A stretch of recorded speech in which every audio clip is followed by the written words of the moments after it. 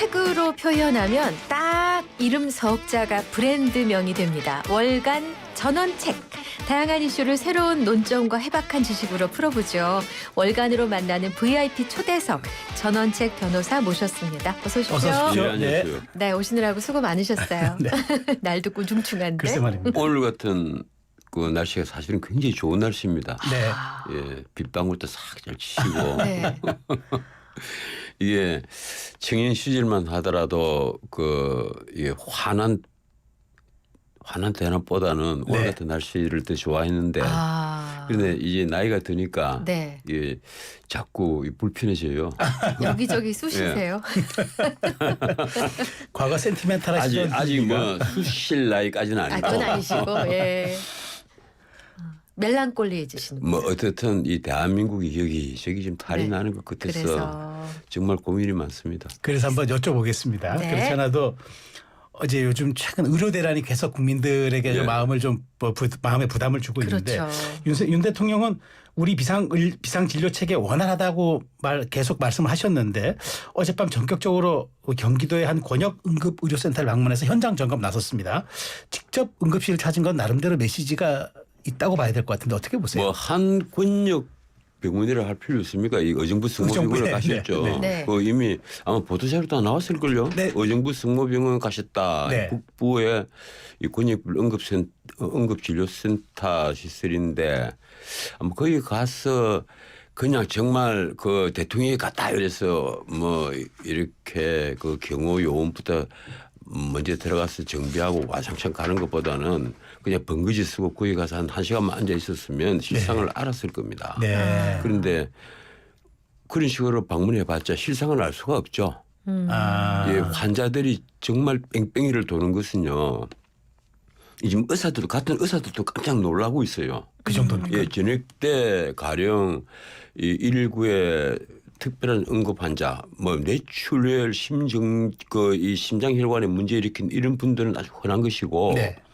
좀 특이한 환자들이 있으면 이 환자를 어느 병원에서 받아줄 것이냐 119가 완전 비상에 걸립니다. 계속해서 전화를 걸면서 119 차는 계속 달리죠. 그렇죠. 네. 이 병원 저 병원 쪽으로. 네. 실제 그 경험을 한 분들 그래서 결국은 이제 뭐 유명을 달리한 분들도 있고 네. 이 모시던 부모가 돌아가시고 해서 제대로 병원에서 그 수습을 빨리 하지 못해서 돌아갔다 이런 원망까지 이제 돌아오는 판인데 네. 우리 응급 체계가 무너져 있는 것이 사실은 이게 윤 대통령이 연초에 의대 정원 늘리자 네. 이때부터도 아닌 것 같아요. 그 전부터인 것 같아요. 사실은. 아, 그 전부터 했다. 내가 119 근무하시는 분들에게 사실은 얘기를 한번 들은 적이 있습니다. 아, 네. 제 어머님을 모시고 다니면서 제 어머님이 돌아가시기 전에 네. 네. 그 119 센터에서 와서 그 세브란스에서 처음에 그것도 이제 뇌출혈을 이시는데 네. 네. 좀 그런 문제가 있었어요. 그런데 이게 사실은 이 서울 같은 대도시에 이런 문제가 생기니까 네. 지역에는 어떻겠습니까? 그런데 지역에서 가령 산부인과 소아과에서 응급 환자가 생기는 것은요. 이건 왜 여기에 그 응급 처치를 할 수가 없나 자꾸 이런 질문을 하는데 솔직히 젊은 부부가 없는데 산부인과 병원이 있을 수가 없거든요. 네. 그래서 산부인과 전문의가 지역 응급센터에 아주 인구가 얼마 되지도 않은 곳에 네. 있을 수가 없지 않습니까? 이러니까 이 국가적으로 이런 문제는 전체 의료 관계자들 특히 이제 빅5 병원에 있는 정말 우리 사회를 봉사하시는 노 교수들, 네. 나이 드신 교수들 네. 이런 분들과 한번 좌담회를 1차, 2차, 3차 이래 하면서 네. 한번 방안을 제대로 한번 새로 만들어야 돼요. 네. 이런 식으로 가면 결국은 계속 곪은 곳은 계속 놓아두고 네. 그걸 여기지 구멍한 대로 계속 메꿔가는 이제 상황이 벌어지는 건데 네. 대통령께서는 어디서 누구인가 무언가 말을 들었겠죠. 갑자기 의과대학 정문을 네. 3,000명, 5,000명을 늘리면 만사 문제가 해결될 수 있다. 10년 뒤에는 네. 해결될 수 있다. 뭐 10년 뒤에 부족한 의사가 50,000명 아니냐. 네. 그 2,000명씩 늘리면 된다. 이런 식의 해법을 가지고 있었단 말이에요. 네. 이게 정말 뭐라고 해야 될까. 예. 그러면서 또 하신 말씀이 또 재미있어요. 여기 사회 재반 문제를 보면서 우리 법조계가 이제는 변호사가 옛날에 뭐 1,000명도 안 되다가 서울 경우에 지금 변호사가 2만 명, 3만 명 하니까 네. 얼마나 민주주의가 되느냐. 이런 이상한 말씀까지도 하시는 거예요. 네. 지금요. 깨놓고 말해서 우리 법조계에서 이런 말을 하면 아마 내가 또 욕을 들어먹을지 모르겠는데 법률 비용이요. 얼마나 많이 올라갔습니까?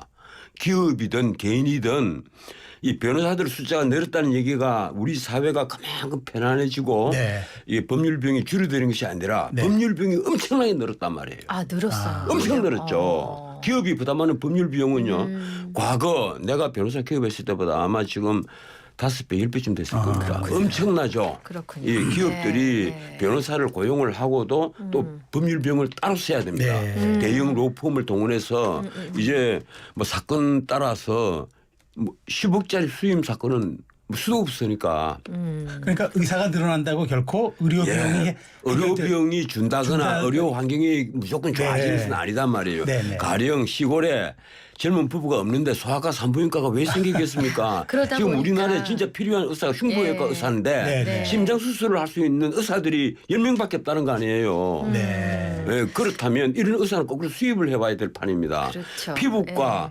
그 성형외과, 안과 이런 의사들을 넘쳐나는데 네. 거기가 돈벌이가 된단 말이에요. 이러니까 의료 수급 체계에 새로 처음부터 조정을 할 필요성이 있었는데 그 때를 네. 계속 놓친 거예요. 쉽게 말하면 수가만 하더라도 그 대통령 표현은 정책 수가라는 표현을 쓰는데 나는 그 표현은 옳다고 봐요. 이 정책 수가를 어떻게 적용을 한다는 걸 처음부터 새로 계획을 세우고 해서 네.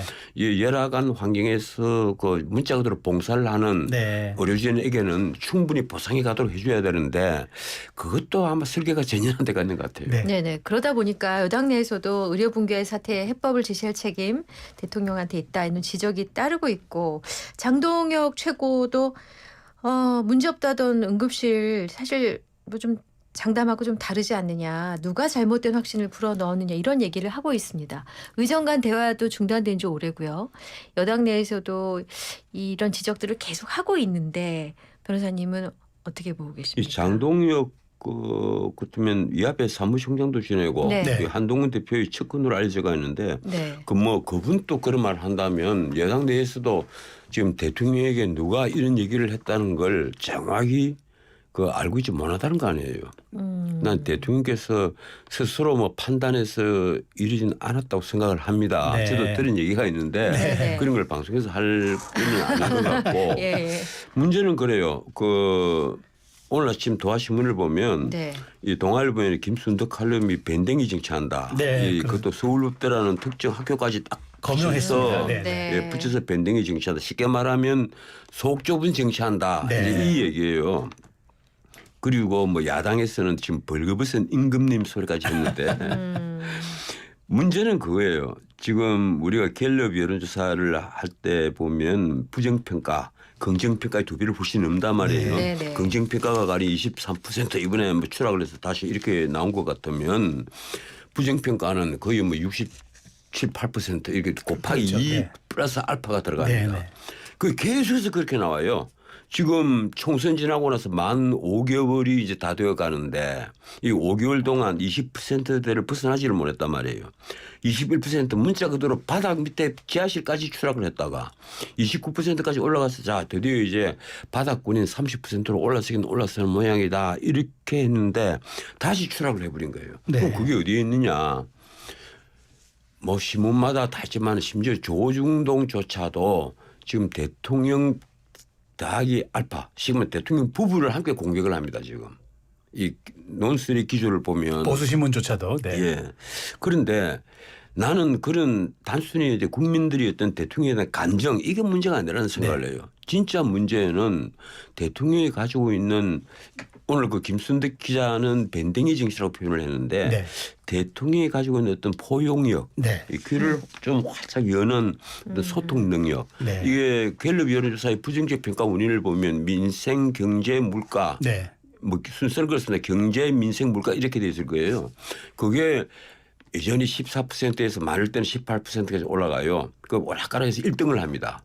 그래 고물가로 인해서 이 팍팍한 살림살이 버는 돈보다 쓰는 돈이 훨씬 많은 네. 이 열악한 그 경제 상황 그리고 무너지는 중산층 이런 것이 사실 1번이에요. 네. 1번이고 2번이 뭔가 하면 이번에 이제 의정 갈등이 불과 2%에서 8%로 지난주 금요일에 네, 보면 네. 툭 튀어 올라왔어요.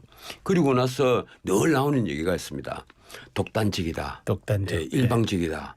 이런 얘기가 적으면 6% 많으면 8% 이런 얘기가 늘 올라온단 말이에요. 그러면 대통령에게 어떤 문제가 있느냐. 쉽게 말하면 남의 말을 듣지 않는다는 거예요. 남의 말을 듣지 않는다. 그건 뭐 한동훈이 말을 들어라 이런 게 아닙니다. 남의 말을 듣지 않는다 말은 이재명이 말을 들어라 한동훈이 말을 들어라 이런 문제가 아니라 네. 이 우리 사회에서 우리 일반적으로 국민들이 생각하는 아주 일반적인 생각 네. 평범한 보통 사람들이 생각 이 생각에 왜 귀를 열지 않느냐. 가령 지금 앵커나 저 같은 사람들이 하는 생각들 있잖아요. 네. 네. 대통령 왜 저러지? 우리가 뭐 사석에서 네. 가령 밥을 먹고 살 수 있는 얘기들. 그런데 왜 귀를 열지 않느냐는 거예요. 아마 본인도 검사 시절에는 늘 저 같은 얘기를 했을 거예요. 왜 박 대통령은 아니면 왜 MB는 왜 귀를 열지 않을까? 네. 이런 얘기를 했을 거란 말이에요. 역시 마찬가지예요. 본인이 지금 대통령이 되니까 나 대통령이 돼 이러고 나서 다 귀를 다 닫아버렸다. 네. 본인은 귀를 열고 있다고 생각할지 모르겠지만 그 야당이 보기에는 벌거벗은 임금님이고 그리고 여당이 보기에는 또 이 기자가 보기에는 밴댕이 정치다 이런 거예요 지금. 근데 변호사님 하나 제가 여쭙고 싶은 건 지금 이런 상황 그러니까 말하자면은 지금 그렇게 지지율 하락세 그다음에 국민들의 목소리에 귀를 기울이지 않는 이런 상황에서 어제 연금 개혁까지 던졌습니다. 그러니까 이게 지금 예. 혹시 도대체 대통령은 혹시 이게 지지율에 일희일비하지 않고 내가 역사에 평가받는 대통령이 되겠다 이런 자세와 각오로 지금 정책을 펼치는 것 아닌가라는 일각의 지적이 있습니다. 글쎄 그렇게 했으면 얼마나 좋겠습니까만은 사실 취임하자마자 제일 먼저 내세운 것이 놀랍게도 에마뉘엘 마크롱 프랑스 대통령처럼 노동개혁을 제일 앞세웠습니다. 네. 노동개혁 그다음에 임금개혁 그다음에 교육개혁 이 3대 개혁을 하겠다. 네. 저는 가만히 생각을 했어요. 왜 시작하자마자 노동개혁 반드시 해야 돼요. 이거. 네. 1순위로. 네. 그리고 그다음에 필요한 것이 세제개혁 공공개혁 네. 이것부터 해야 되는데 그래도 교육개혁도 필요하다. 그런데 이 과연 교육개혁이 어디서부터 해야 되는지 윤 대통령이 알고는 있을까? 네. 공부는 했을까? 그런데 지금까지 한 게 하나도 없어요. 그러니까 노동개혁 같으면요. 이게 정권의 명운을 그려야만 할 계획입니다. 네. 이건 민노총이라크는 우리 깨놓고 말해서 민노총이라크는 강경노조와 정말 극렬한 전쟁을 벌여야 될 문제예요. 네. 지금 노동 유연성은 세계에서 꼴찌란 말이에요. 노동 경직성은 세계에서 1등이고. 네. 그냥 이게 농담 삼아 하는 얘기 아니에요. 전 세계 문명국에서 우리가 노동 경직성이 가장 높아요. 쉽게 말해서 한 번 20몇 살 때 입사해 놓으면은 네. 고용을 해버리면 네. 해고를 못해요. 네. 60 정년될 때까지.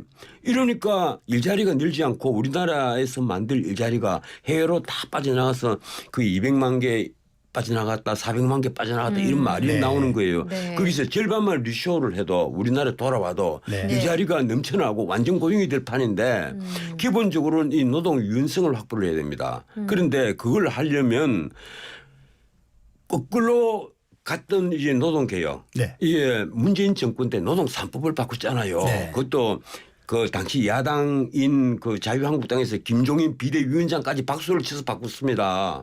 나는 그래서 김종인 비대위원장을 원망을 하는 거예요. 이 사람이 뭘 잘 모르면서 왜 그렇게 본인은 대단한 본인이 진보 정치를 네, 한다고 네. 믿은 사람인지 뭐 어떻든 이 노동 문제 있잖아요. 네. 이 노동 유연성 문제는 정말 우리가 머리를 맞대고 토론을 하고 이게 에마뉘엘 마크롱은 취임 첫해 거의 400회 이르는 그 타운홀 미팅 같은 걸 했습니다. 본인도 네네. 나가고 장관도 나가고 그 장관급 이상 나간 토론이 그렇게 많았어요. 네. 그래서 1년 뒤에 드디어 국민적 합의를 끌어냈단 말이에요. 네네네. 그 우리도 지금 전쟁을 치를 판이에요. 그런데 이런 건 전혀 하지 않고 있다가 느닷없이 올 초에 의료 문제를 네. 거론을 한 겁니다. 의과대학 3,000명을 5,000명으로 늘리겠다. 그래서 은근히 이제 의료 개혁이라는 개혁 단어를 붙였어요. 네. 그리고 이게 이제 네 번째 계획이 되어버린 겁니다. 그래서 4대 계획이 되어버린 거예요. 네. 네. 그리고 과연 진짜 지금 필요한 계획들 지금 세제 개혁 지금 야당이 협조해 주지 않으니까 네. 문제되는 종부세, 상속세 이런 것 중에 하나도 손을 못 대잖아요. 네. 진짜 지금 서구는 부가가치세가 평균이 OECD 평균이 19%라면 아마 우리 국민들이 잘 모를 겁니다. 우리 부가세가 지금 10%예요. 네. 그런데 유럽에서는 복지 잘해주잖아요. 네. 복지 잘해주는 대신에 세금도 많이 내라 이래서 부가세가 19%란 말이에요. 네, 평균이. 그것도 독일 같은 경우에는 17%밖에 안 되는 걸 19%로 올리는데 김민당이 앞장선 게 아닙니다. 사민당이 앞장을 섰어요. 당시에. 사회민주당이. 사회민주당이 부가세 올려야 된다고 앞장을 서서 전쟁을 치르다시피 해서 통과를 시킨 거예요. 그걸 우리 국민들이 잘 몰라요. 세제 전문가들도 잘 모릅니다. 김민당이 올렸겠지 이렇게 얘기를 해요. 아니에요. 네. 아.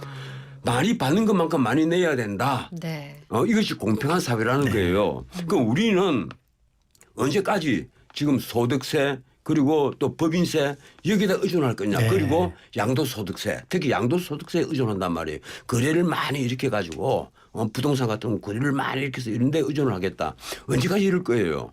기본적으로 가령 이 국가가 모든 이게 빈자들 가난한 네. 사람들의 어떤 기본적인 생활을 다 보장을 해 주려면요. 세금도 많이 걷어야 됩니다. 그런데 네. 우리는 지금 가령 소득세 중에 한 40% 과거에는 50%였어요. 세금 한 푼도 안 내잖아요.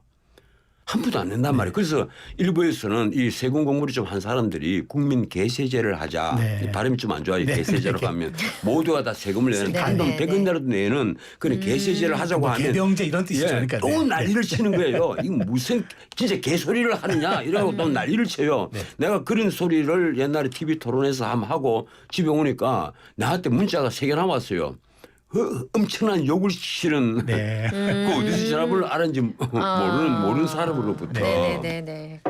이 요사이는 많이 나아졌어요. 네네. 옛날에는 네. 우리 집에 돌까지 던지는 사람들이 네. 있었어요. 네. 알겠습니다. 네. 근데 좀 전에 대통령 국정 수행 지지율 말씀을 하셨는데 이제 지금 이런 상황이라면은 임기 반환점 좀 있으면 되는데 대통령 국정 리더십이 너무 약해지지 않을까. 국회마저 여소야 된대. 이거 개혁 지금 주르륵 있는데 하나라도 제대로 다 끝낼 수 있을까 이런 걱정이 되거든요. 우리 이익선 앵커는 보수예요, 진보예요? 저는 보수라고 해야겠죠. 예. 보수라고 해야 합니까? 네. 그런데 지금 임기가 이제 절반 가까이 왔다 이렇게 생각을 하죠. 네. 사실은 절반 넘었어요. 네. 마지막 1년은 5년 단임제 확정이 딱 돼가 있잖아요. 네, 네. 이게 5년 중임제가 아니고 네. 5년 단임제 딱 확정이 돼가 있다는 말은 거꾸로 말하면 임기는 한 4년 된다. 나머지 1년은 누가 대통령이 됐더라도 힘 빠진 대통령 네. 아무도 쉽게 말하면 늘공도 말을 듣지 않습니다. 네. 늘공 어찌다 공무원은 그래도 나를 뭐 장관 뽑아줬으니까 하고 네. 고개를 꾹꾹 숙일지 모르겠지만 늘공이라고 하거든요. 네. 늘 공무원인 사람. 그렇죠. 네. 네. 정권이 바뀌어도 공무원인 사람들도 말을 안 들어요. 네. 이러면 마지막 1년 빼놓으면 네. 임기 4년에 어떻습니까? 지금 2년 반 지났단 말이에요. 이제 네. 1년 반 남았어요. 1년 반 동안 뭘 할 거예요? 본인이 지금 생각을 해야 돼요. 내가 윤 대통령 같으면 책상 앞에 정말 해야 될 거 한 개는 아마 얼마 안 될 겁니다. 본인이 한 건 정말 얼마 되지 않을 거예요. 네. 아마 본인은 외교를 내세울지 모르겠는데 외교는 누가 대통령이어도 자신이 아주 잘했다고 생각을 해요. 우리나라의 역대 모든 대통령이 똑같은 생각을 하는 것 같아요. 과거에 노무현부터 그리고 문재인 이런 좌파 대통령 말할 것도 없고 MB나 박근혜 대통령도 본인들이 외교는 아주 잘했다고 생각을 하는 것 같아요. 네. 네. 지금 윤 대통령도 마찬가지입니다. 그냥 트럼프하고 그리고 뭐 기시다하고 트럼프가 아니죠. 조 바이든하고 바이든, 네. 이 기시다하고 같이 어깨동무하고 네. 이 한미일 안보 공조가 됐다. 네. 사실 이거 엄청난 발전입니다. 네. 이런 걸 했으니까 나도 이제 국사책 한 페이지 올라가겠지. 아마 이렇게 생각할지 몰라요. 네. 그런데 진짜 대한민국이 우리 위상에 맞는 그 어떤 위치를 획득을 했느냐 그리고 발언권을 얻느냐 하는 것은 우리가 곰곰이 생각을 해볼 문제입니다. 네. 가령 체코 원전 우리가 드디어 수주했다. 예? 우선 협상자가 됐잖아요. 네. 네. 그러면 이번에 이거 뭐 표현이 어떤지 모르겠습니다만 이번 한 큐에 20조 네. 또 한 큐가 더 되면 40조 이거 엄청난 거예요. 네. 그리고 일자리가 엄청나게 늘어나요. 네. 그런데 거기에 미국의 웨스팅하우스 그것도 한참이 다 무너져가는 네. 옛날에는 참 삐까번쩍한 회사였지만 지금 다 무너져가는 회사가 그 권리가 우리에게 있는데 그거 비토권을 행사를 하고 있다. 사실 캐나다가 인수했더라고요. 예, 캐나다가 네. 인수를 한 거예요. 웨스팅하우스가. 예, 그것도 네. 알고 계시네. 네. 캐나다가 인수를 한 네. 거예요. 네. 이러니까 여기에 지금 대한민국이 흔들리고 있단 말이에요. 한국 네. 수리군자력은 그 웨스팅하우스가 끝내 시비를 걸면 시비가 걸릴 대상이 되어버려가 있거든요. 네. 아. 이러니까 과연 여기에 윤 대통령이 이번에도 왕창 다 데리고 이제 체코로 가겠지만 가서 이제 어떤 외교력을 발휘할 것이냐 네. 이런 것도 참 궁금해지는데 어떻든 우리 대통령께서 지금 뭘 했느냐 고민을 하면 아마 외교를 내세울지 몰라요. 그런데 정말 대통령이 해야 될 것은 역시 처음에 짚었던 게 맞습니다. 네. 노동개혁 이게 맞단 말이에요. 네. 그 노동개혁은 지금 아직 발도 떼지 못했어요. 네. 그런데 그렇습니다. 이번에도 김문수 장관을 노동부 장관으로 내세웠잖아요. 네. 네. 정말 노동개혁을 할 생각이 있었다. 그럼 시작부터 김문수 장관이나 아니면 지금 암투병하고 계시는 장기표 신성을 네. 장관으로 내세워서 네. 정권을 주어버리든지 네. 아. 예? 그리고 그렇게 온 하셨대. 국가가 네. 총력적으로 다 힘을 보태겠다. 우리가 노동 유연성을 확보를 하자. 당신이 해줘야 될 것은 이거다. 노동계를 섭섭하지 않게 하면서 네. 노동계가 가진 것을 뺏들어서는 안 되죠. 네. 섭섭하지 않게 방안을 만들어주면서 노동 유연성을 확보를 하자. 네. 일자리가 늘어나면 결국은 누이 좋고 매부 좋은 거다. 이 설득을 해줘야 된다. 네. 그래서 우리가 파이를 키워야 된다. 노동계가 갖고 가는 것도 많고 네. 가령 지금 삼성전자 같이 평균 그 임금이 1억이 넘는 곳에서 데모를 한다면요. 파업을 하고 데모를 한다면 그 웃기는 겁니다. 네? 그 지나가는 개가 웃을 문제예요. 그런데 그런 일이 지금 벌어지고 있단 말이에요. 현대자동차가 생산직이 평균 임금이 1억이 넘는데 네. 거기다 온갖 보조를 다 해주는데 파업할 때마다 온 국민이 집단이 대상이 되잖아요. 네. 마찬가지예요. 그래서 그런 문제를 대통령께서 알면 정권을 줘서 그 잘 아는 노동 전문가들 많아요. 네. 우리나라에. 그 노동계와 늘 겉으로는 사우는 척 하지만 속으로는 형아와하는 그런 네. 관계에 있는 분들이 많단 말이에요. 네. 그러면 같이 머리를 맞대고 뭐 싸우더라도 그래서 안을 만들어내도록 해야 되는데 그런 타이밍을 지금 다 놓쳐버렸어요. 그러면 김문수 장관 지금 노동부 장관 됐습니다만 너무 그러면 늦었다는 얘기신가요? 늦었다. 그러니까 잘못됐다. 제가 보기엔 너무 늦었어요. 아. 제가 보기에는 뭐 김문수 장관이 하려고 하겠죠. 네. 뭔가 하려고 하겠지만 지금 앙금이 쌓일 대로 쌓여 있는데 있어서. 어떤 돌파구를 만들어낼 수 있을까? 네.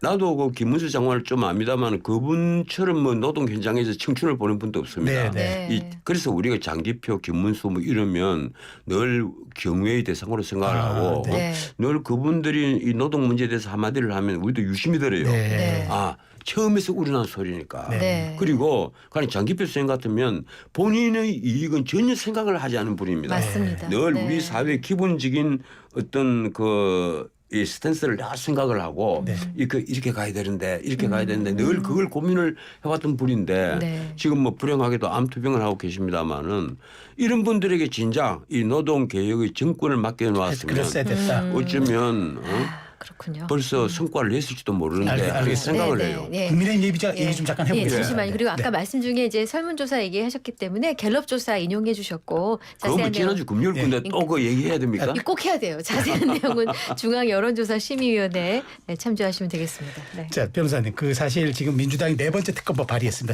최상병 특검법. 근데 한동훈 대표는 이게 참 나아가기도 그렇고 물러서기도 그렇고 엉거주춤한 지금 모양새가 돼서 한동훈이 딜레마에 빠졌다. 이런 지금 얘기들이 많습니다. 아니 민주당에서 이게 이런 식의 정치를 하면 안 되죠. 민주당에서 이재명 대표나 박찬대 원내대표가 네. 솔직히 말했어요. 이 애들 손목 비틀기도 아니고 무슨 이런 장난을 쳐요. 가령 제3자 특검을 한동훈 그 대표가 발의를 해라 그러면 막 이러다가 그럼 우리가 낼게 이래서 낸 게 자신들이 비토권을 가지는 거야. 그렇죠. 무한 비토권입니다. 예, 대법원장이 4명을 추천을 하면 그중에 2명을 뽑는다 그러나 그것조차 마음에 안 들면 그냥 비토 안 돼. 새로 해. 그런 게 어디 있어요 지금. 사실상 야당 추천권이죠. 예, 이거 야당이 이 특검을 자기들이 뽑겠다는 거예요. 네. 그 태도는 전혀 바뀌지 않고 있습니다. 그 최상병 특검법 처음 만들어냈을 때하고 지금까지 전혀 그 태도가 바뀌지 않는다는 말은 뭘 의미하는 거예요. 최상병 특검법의 목적은 그리고 기타 등등 모든 특검법의 목적은 어디까지나 윤석열을 끌어내리게 했다. 왜 윤석열을 끌어내리게 했느냐. 지금 급하다. 이재명에 대해서 우선 그 공직선거법 그리고 위증교사 재판은 판결 선고가 빠르면 10월 말부터 11월 초에 다 나온다. 그리고 대북 상방울 송금 사건 네. 그것도 빠르면 3, 4월 되면 나온다. 자 그러면 어떻게 되느냐. 이재명은 위험하다. 그리고 또 조국은 어떠느냐. 빠르면 10월 감옥에 가야 된다. 2년 동안 대법원 판결 2년 동안 나와야 되고 그리고 비서국은 또 달아난다. 자, 그 전에 빨리 뭔가 있어야 된다. 그래서 처음에는 3년은 길다 이러다가 지금은 3일도 길다. 뭐 이런 말들을 하죠. 내가 보면 기가 막혀요. 본인들이 살기 위해서 나라를 네. 진창으로 끌고 가고 있다. 쉽게 그렇게 말하면 보시는군요. 네. 예, 개싸움 부리는 진흙밭으로 끌고 가고 있다. 이거 아니에요 지금. 이런 일을 하면서 본인들이 마치 이 최상병 특검법을 내는 것이 이 최상병의 아주 억울한 죽음, 이 진상을 밝히기 위해서 우리가 이렇게 특검법을 끝까지 밀어붙여야 된다. 지금 4차예요, 4차. 네 번째 내는 특검법안이란 말이에요. 네. 그러면 국민들이 동의를 얻으려면 특검은 가령 변협단체에서 뭐 한다라든가 아니면 특검은 정말 뭐 재윤식 같이 이거 아주 냉정하고 네. 칼 같은 자를 특검으로 해서 월급을 엄청나게 준다라든가 뭐 이건 농담입니다. 네. 좀 이렇게 그 대범하게 해서 특검의 객관성을 보장을 해주지 않고 네. 특검은 끝까지 자기들 웅크리주겠다. 그런 태도를 보이는 한 아니 내가 대통령이라도 안 돼. 지금 장난치는 거야 이러죠. 네. 그리고 이재명은 모르겠습니다. 옛날부터 그런지 모르겠습니다만 제가 아는 이재명에서 한 발도 안 벗어난 것 같아요. 옛날부터 늘 근시안직이에요. 본인이 정말 그 큰 정신이 되고 싶으면 본인도 자기 희생을 하는 걸 보여줘야죠. 예컨대 그 대통령과 지난번에 1차 영수회담이라는 걸 했지 않습니까? 네. 그 나가는 카메라 돌려 세우고 본인이 A4 용지에서 끄집어내갖고 옆에 대통령 앉혀놓고 이거는 이거고 저거는 저거고 심지어 김건희 여사 문제까지 거론을 했잖아요. 옆에서 아주 모욕을 줬단 말이에요. 그런 짓은 하면 안 되는 거예요. 그래서 얻는 자기의 정치적 이익은요. 한 3, 4, 5 요 정도라면 1년 실익은 장기적으로 봐서 1년 것은요. 내가 보기에는 95, 96입니다. 난 그래서 왜 다들 이렇게 근시안적 정치에 빠져갔을까. 네. 우리가 그 역사를 읽는 그 시각도 여러 가지예요. 근시안적 시각이 있고 정말 아주 길게 긴 시각으로 봐서 우리가 가진 과학의 발전 같으면 진짜 진정한 과학의 발전이 어느 시기에 집중이 됐는가. 이런 걸 큰 긴 시각에서 보는 역사책 같은 게 있어요. 네. 그거 보면 시야가 확 뚫리는 느낌이 됩니다. 그런 책을 읽다 보면요. 네. 그런데 우리 정치도 그래요. 늘 보면 신문을 볼 때마다 답답해요. 네. 뭐 꽉 막혀 있단 말이에요. 네. 한번 꽉 튀어주는 어떤 거목이 없어요. 네. 내가 늘 하는 얘기입니다마는 지금 그 여당의 지도부가 바뀌었습니다. 네. 그런데 거기 거목이 있습니까? 한동훈 대표에게 내가 늘 드리고 싶은 말이 이거예요. 왜 본인의 상표를 만들지 않느냐. 한동훈표 상표를 만들어라 빨리. 네. 당신이 옛날에 화양연화에는 다 이해를 하겠다. 네. 화양연화에서 보수인사 2,000명을 잡아들이고 그중 200명 넘게 구속을 시켰고 난리를 쳤지 않느냐. 김비춘 비서실장 조윤선 장관 다 집어넣지 않느냐. 내가 근데 이해를 하겠다. 하지만 지금은 이제 보수 대표가 되어 있으니까 네. 보수 정당의 대표가 되어 있으니까 지금 필요한 게 뭐냐. 이 우리 무너지는 중산층을 되살 수 있는 당신의 상표다. 네. 큰 정치인은 반드시 자신의 상표를 갖고 있다.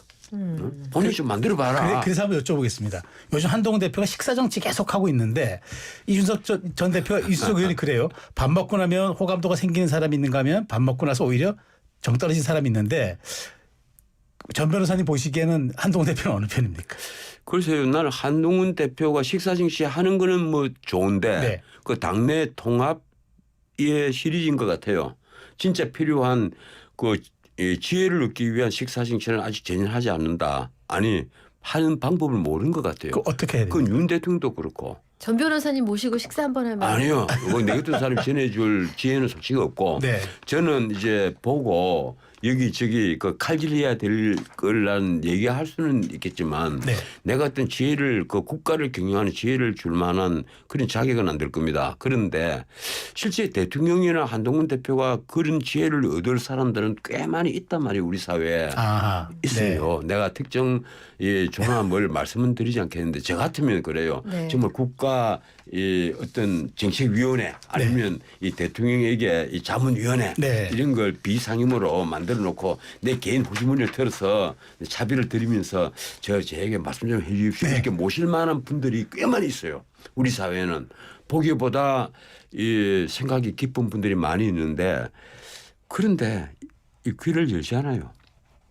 본인이 최고라고 믿고 있는 건 아닌가. 그래서 나온 게 김순덕 대기자가 쓴 밴댕이 정치라는 표현입니다. 밴댕이다는 거예요. 이 서울법, 뭐 저도 서울법대로 떨어진 사람이니까 그래서 후기닥을 간 사람이니까 내가 할 말은 없는데 내가 그 옛날에 서울대 강연을 갔을 때 늘 네. 하는 얘기가 있습니다. 우리나라에 국민을 괴롭히고 네. 이 국민에게 엄청난 피해를 준 희대의 범죄를 일으킨 사람들. 그 범죄자들 절반은 너희들 서울대 출신이다. 내 우리 고등학교 동기가 절반이 서울대를 갔기 때문에 할 수 있는 얘기다. 절반이 서울대 출신이다. 그리고 그중에서 절반은 법다임 상대다. 이놈들아 하는 내 얘기를 하는데 네. 오늘 김순덕 기자가 한 말은 바로 그거예요. 네. 말은 공식적으로 하지 않지만 바로 그렇게 해서 대한민국을 움직이는 사람들. 네. 그 사람들이 지금 밴딩의 정치를 하고 있다. 그중에 대표적인 사람이 윤석열 대통령이다. 처음으로 서울부대 출신이 대통령이 된 거예요. 네. 그런데 밴딩의 정치를 하고 있다. 속 좁은 정치라는 거예요. 귀를 열지 않았단 말이에요. 그 환장을 하는 거지. 표현이 좀 거쳐서 네. 미안합니다.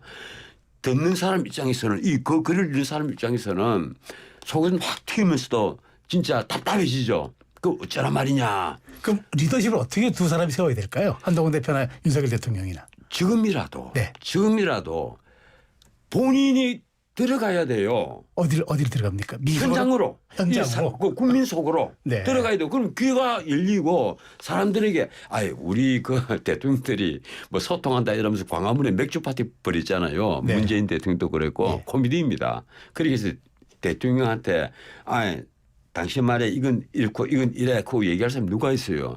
그렇게 해서 만난 사람 중에 지혜를 가진 사람이 몇 사람이나 되겠어요. 진짜 현장으로 들어간다는 말은요. 가령 그러니까 번거지 쓰고 가신다는 그 얘기인가요? 대통령이 지금 어정부 성모병원에 갔다. 옛날 왕처럼 미행을 미복을 입고 미행을 해야 한다. 그렇지는 뭐 꼭 그것만은 아니겠지만 진짜 만날 사람 많잖아요. 이 만나서 지혜를 구할 만한 사람 되게 많아요.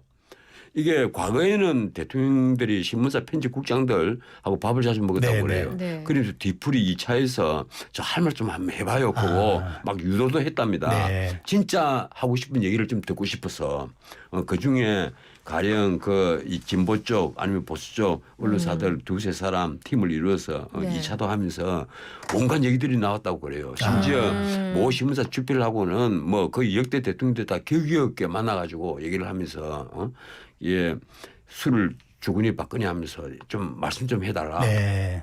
그러면 또 그 양반 또 속 시원하게 얘기다 해주고 돌아 나와서 자기도 입을 꽉 닫아요. 내가 무슨 얘기를 했다 이런 얘기를. 네. 나는 그분에게 직접 들었어요. 네. 그런데 그렇게 했는데 바뀌는 대통령이 있고 바뀌지 않는 대통령이 예. 있더라. 이 말씀을 하시더라고.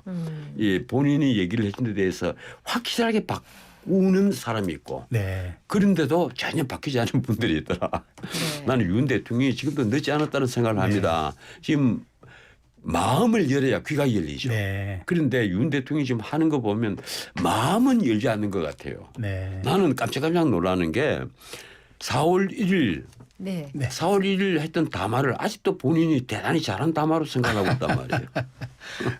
알겠습니다. 알겠습니다. 자, 월간 전원책 변호사와 함께 정치 전반 이슈에 대해서 시간이 가는 줄 살펴봤습니다. 몰랐습니다, 늘 시간이 짧습니다. 나와주셔서 감사합니다. 잘 들었습니다. 네, 고맙습니다.